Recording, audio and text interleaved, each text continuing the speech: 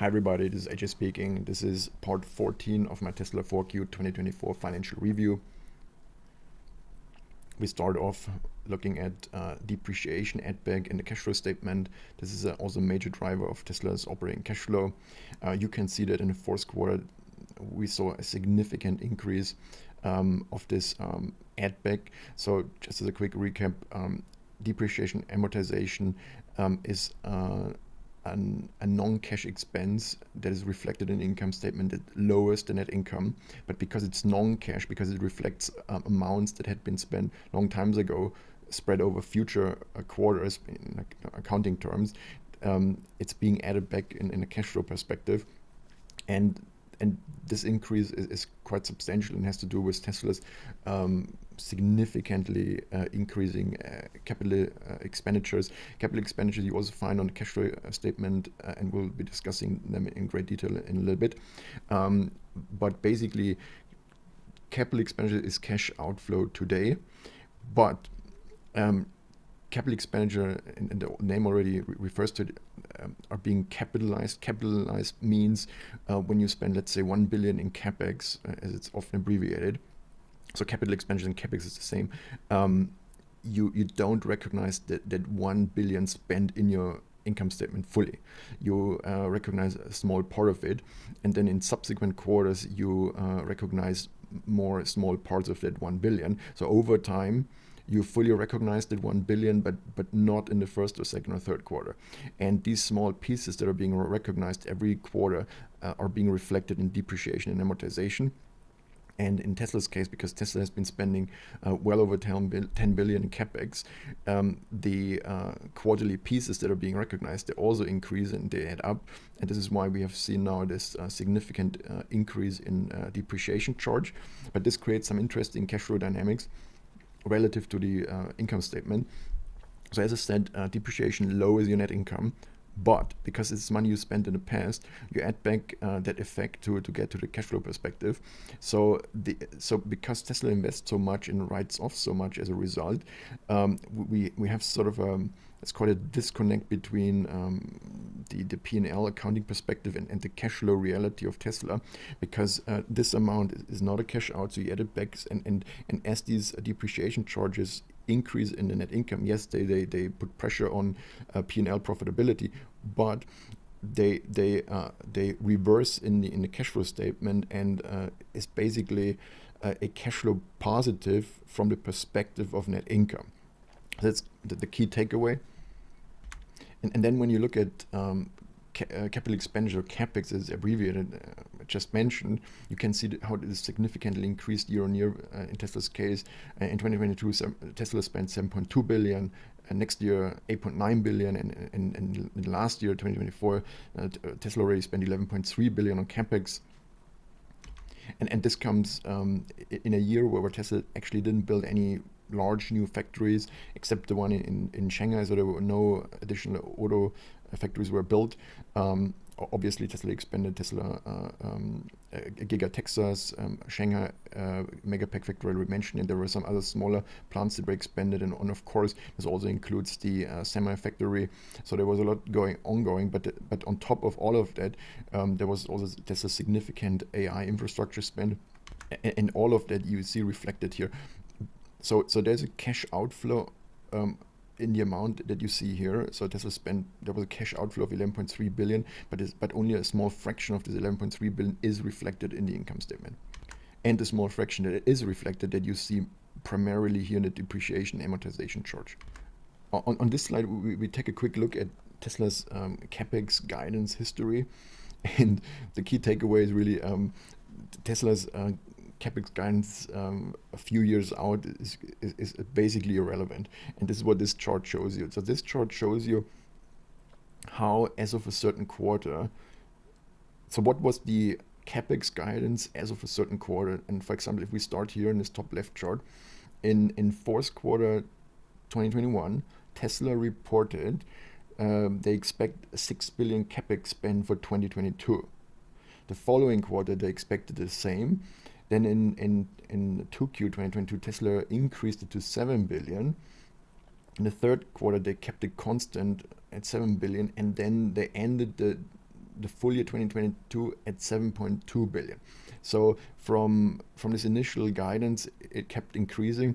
The increase was 1.2 billion, or 20% increase from the initial guidance to the final actually spent amount.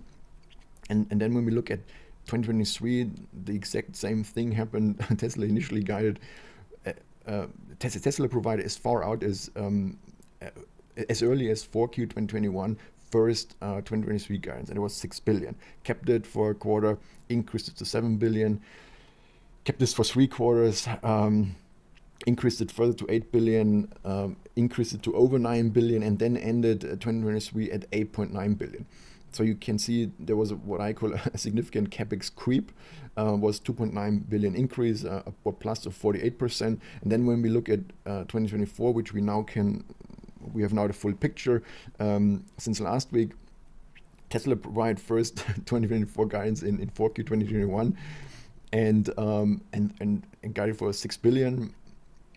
Then kept increasing over 10 billion, and then we finally ended 2024 at 11.3 billion. So when you compare it to the initial guidance, the guidance was off by 88%, or 5.3 billion. So the key takeaway is the guidance is kind of irrelevant. And down here you see actually the guidance of unreported years, 2025, 2026, and Tesla for the first time provided in 4Q 2024, the first time 2027 guidance, and the Tesla's stated for all 3 periods, and they expect over 11 billion.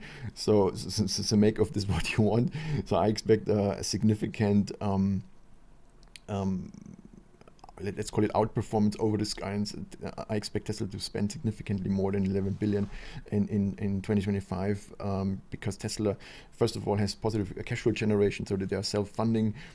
On top of that, they have a huge cash cushion, and even if cash flow was insufficient, if there were adverse economic developments, it would make a complete strategic sense to double down during times of weakness and prepare for the good years, and not slow down investing. So for all these reasons, even if operating performance isn't great in 2025, which I'm not expecting right now, but I think Tesla will find new ways to scale up, etc., and it will be very costly.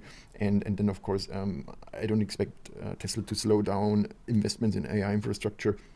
And I think Elon hinted to this in the 4Q call when he talked about computing needs of the Optimus program, etc. And I think also the FSD program will require more computing resources. So with that out of the way, let's look sort of the capex trend. And a good way to look at capex is on a trailing 12 months basis, because as you can see from this chart, there was significant fluctuation from one quarter to the other. For example, in 3Q there was this significant delivery of NVIDIA products, which caused a spike in capex spending on a quarterly basis. So on a trailing 12 months, you're smoothing out this volatility. That gives you a clearer picture, and we can see how Tesla's capex has been trending up significantly for I'm sorry, I have a typo here, should be September, and exceeding now 11.3 billion. That was actually completely in line with some expectation for the quarter. And here on the right hand side, you see part of the reason why Tesla's capex is growing so quickly.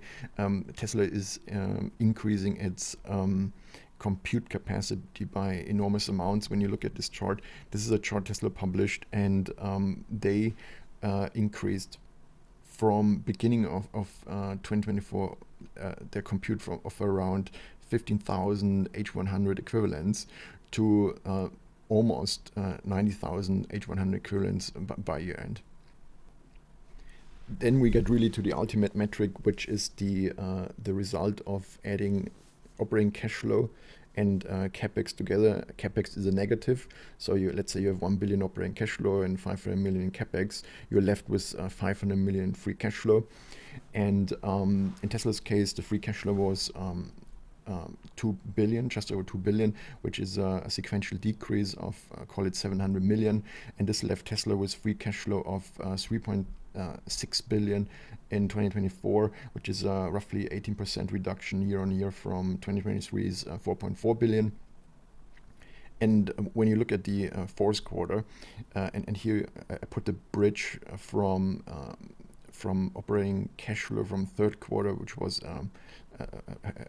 operating cash flow of 6.3 billion to the fourth quarter, which was 4.8 billion. You can see here the reduction. You can directly see that the main driver of free cash flow reduction sequentially was the operating cash flow. Because Tesla reduced capital expenditures in the fourth quarter a bit, which helped to offset the weakening operating cash flow. But keep in mind, operating cash flow was still an all-time high in 2024. So 2 billion in a quarter. What does this mean? If we compare this to global auto peers, even the very large peers, this is still a very good metric, I estimate, and we don't know all the 4Qs yet for all the other players because a lot of them report quite late. My estimate is that Tesla likely ranks amongst the top 5 global automakers with 2 billion in 4Q 2024 cash flow. But it's important to point out this comes despite the fact that Tesla, unlike all the other automakers, Tesla spends enormous amounts on AI infrastructure. And on top of that, Tesla is also branching out into various other areas. Tesla just brought online the Shanghai Megapack factory and also expanding into lithium refining and various other projects. So that's the end of part 14. And in the next part, we talk about Tesla's cash balance and various other items. So see you in the next one. Thank you for listening. Bye.